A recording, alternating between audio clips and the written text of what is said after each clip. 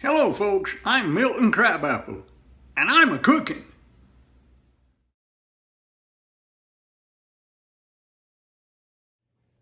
What I've got here now is a bunch of oyster mushrooms. I was squirrel hunting yesterday, and on the way back up the trail, I stumbled across these oyster mushrooms growing out of an old rotten log.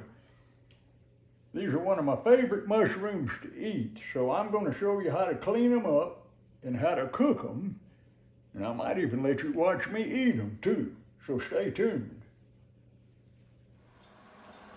So what we want to do with these oyster mushrooms is, you see they got a little bit of dirt and a little bit of, maybe a few little bugs on them and stuff, just like anything out in the woods was. So we're just going to scrape off some of the particles that we see. We're going to brush them a little bit with a brush and knock off any loose debris. Just clean them up a little bit. We're going to lay them on a platter. I'm actually going to put them over in a tub over here. Let's get them cleaned up. Pick off a little place there. It's got a little scar, but you know, they clean up good. You want to flush out any bugs that might be hiding down there on the bottom. Of course, if he ends up getting cooked, it won't hurt nothing, because the bug ain't nothing but protein anyhow. Few bugs never hurt nobody. So we're rinsing them off good. I'm going to get them all rinsed off, then I'm going to be back with you and show you how I prepare to cook them, so stand by. All right, I got my oyster mushrooms clean now. So what I'm going to do is I'm just going to kind of peel them apart. They kind of come in little strips. When you pull them, they just kind of peel apart like that. Don't matter, you can cut them up, you can peel them apart, you can get them, whatever you want to do. You just want to get them in some smaller pieces. I'll get them all shredded up in this bowl. And then what I'm going to do is I'm going to put them in that skillet over there with a little bit of butter or just a little bit of olive oil, some garlic and some salt, and I'm going to saute them, cook them down till they get crisp, brown. Then I'm going to eat some of them, but most of them I'm going to freeze. A lot of mushrooms don't freeze well if they're raw, but if you cook them first, you see how I'm doing that? If you cook them first, then they freeze real well. I cook them in little bags, put them up in little bags, and then I'll cook me a steak or something later on, anytime during the year, and I'll just go look at my mushrooms I've got in the freezer, and I got them labeled what kind they are and when I found them. So I'll just get me out some mushrooms to go along with my steak. Yes, sir. Ain't nothing to it. So I'm going to get all these ready and get them all shredded up, and then we're going to cook some.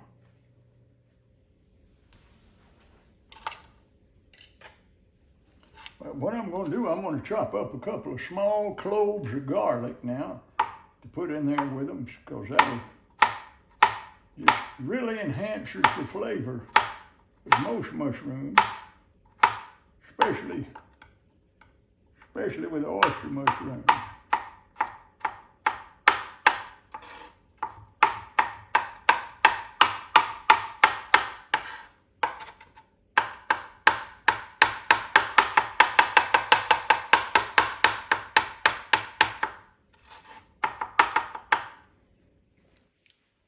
Now, when I get my oil hot, I'm fixing to put some butter and a little bit of olive oil in there, and then we'll add the garlic.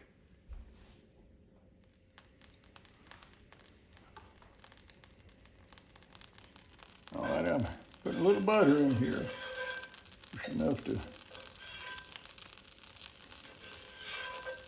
grease up my pan good, probably about a tablespoonful. I'm going to add just a little bit of olive oil, not much. And I'm going to add my garlic that we just chopped up. Milton Crabapple says that when I eat garlic, I smell like garlic for about 3 days. But you know, I like the taste of garlic, so I guess I don't mind smelling it myself. Anyhow, now we're gonna stir this around a little bit till my garlic gets kind of caramelized a little bit. Just let it cook down just a little bit. I like mushrooms. I got to hunting mushrooms a few years ago and found out that they're awfully delicious. And like anything else, still tastes better if you go out and harvest it yourself. Yes, sir. Get my heat up there a little bit and let that cook for a little while.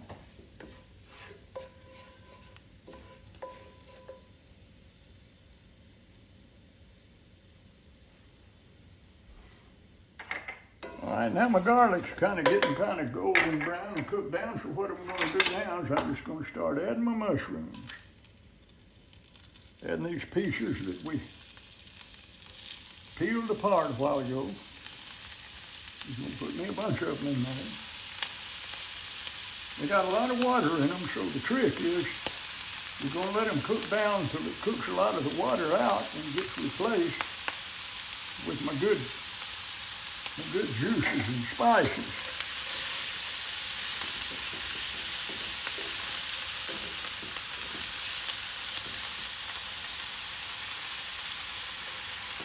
You probably have to cook 2 batches of them.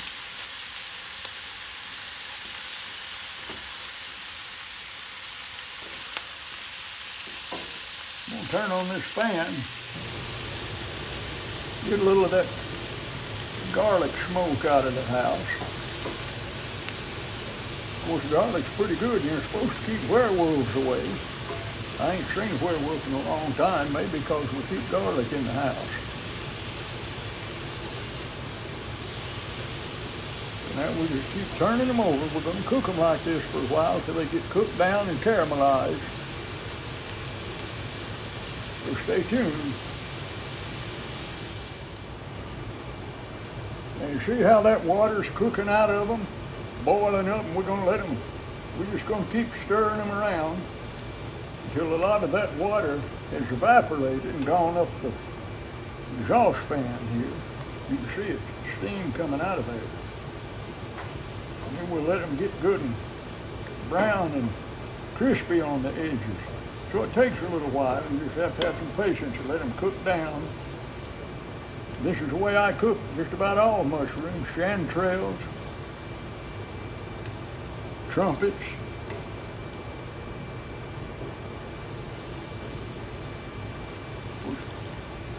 Chicken in the woods, I like to cook it a little bit different. I like to batter it and fry it because it tastes.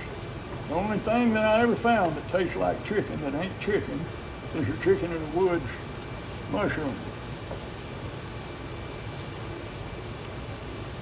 I got me some located out in the woods from last year that I'll go back and harvest this year toward the end of the summer. I'm just going to keep cooking for a little while. So now they're cooked down just about right. I'm going to go ahead and add my salt to them now. I don't put a lot of fancy seasonings in there. I just like garlic and salt.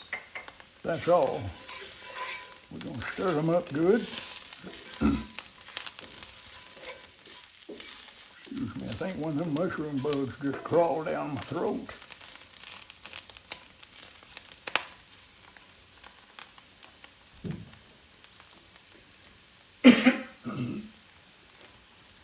Now we're just going to scoop them out on this plate.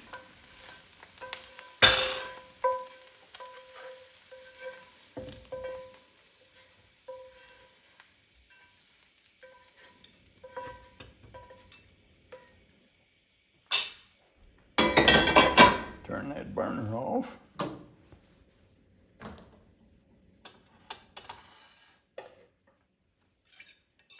And there you have it, folks. Sauteed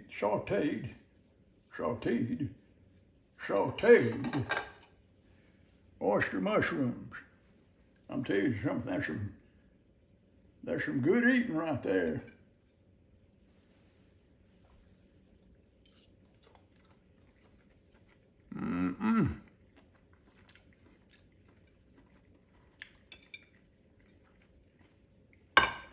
I got another batch to do, so I'm gonna eat a few of these and then I'm gonna package them up in a Ziploc bag and put them in the freezer.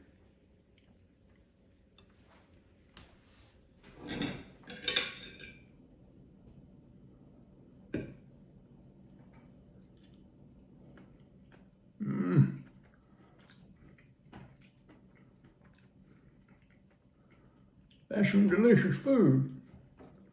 The word of caution about mushrooms. Now, if you want to start hunting mushrooms, you need to get 2 or 3 books and read them. There's mushrooms out there that'll kill you if you eat them. And there's plenty of them that'll make you wish you was dead. You'll be so sick. So you got to learn how to identify them. Just take one mushroom at a time, whatever it is, a chanterelle or oyster, whatever, and learn that mushroom. Learn how to positively identify it. Some of them have lookalikes now, and the lookalikes are poisonous. So you got to be careful. Yes, I compare it to snakes. You know, most snakes are harmless, but there's some snakes that'll kill you. So if you're going to start handling snakes and playing with them, you need to know your snakes, and you need to make sure you don't accidentally pick up a poisonous snake. That's about the best analogy I can give you. You know, I was just, I'm going to change the subject, but I was just reading a letter in there I got from my nephew. He lives down in South America. Moved down there a few years ago, went to work for this big oil company. Makes a lot of money too. But he still thinks with me and my Crabapple. He sends us cards and letters and birthday presents and Christmas presents. One year he sent us a live bird all the way from South America. Can you believe that? Yes, sir. Live bird. He was a green bird about this tall, had a hooked beak. I reckon he was some kind of parrot, had a little red top notch on his head. Beautiful bird. That bird was delicious. Yes, sir. We had him for Christmas dinner with dressing and cranberry sauce and sweet potato souffle. We really enjoyed that bird. Well, my nephew called about a week after Christmas, wanted to know if we had a good Christmas. I told him we did. He said, "What'd you think of that bird?" I said, "That bird was delicious. One of the best birds I ever ate." Well, my nephew got fighting mad as a hornet. He said, "I can't believe you ate that bird." He said, "I didn't intend for you to eat that bird." He said, "That bird was valuable. That thing was worth a fortune." He said, "That bird could speak 2 different languages." I said, "Well, you should have said something."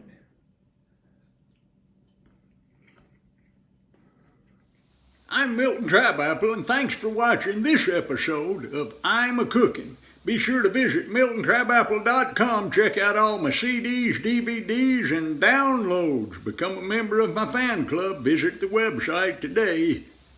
Much obliged.